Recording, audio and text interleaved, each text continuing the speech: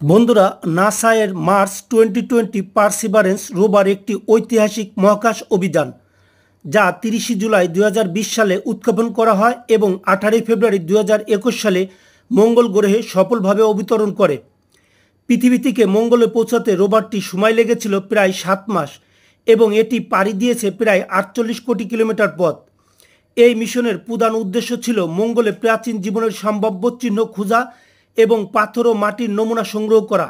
রোভারটিতে রয়েছে 23টি ক্যামেরা, উন্নত বৈজ্ঞানিক যন্ত্রপাতি এবং স্বয়ংক্রিয়ভাবে চলাচলের জন্য অটো নেভিগেশন পদ্ধতি। এটি সঙ্গে করে নিয়েছে ইনজিনিউইটি নামের একটি ছোট্ট হেলিকপ্টার, যা অন্য গ্রহে প্রথমবারের মতো সফলভাবে উড়েছিল। বর্তমানে পার্সিভারেন্স রোভার এখনও সম্পূর্ণ সচল রয়েছে এবং মঙ্গল গ্রহে বৈজ্ঞানিক গবেষণা চালিয়ে যাচ্ছে। এটি এখনও মাটির নমুনা সংগ্রহ করে ছবি তোলা এবং রাসায়নিক বিশ্লেষণ করে,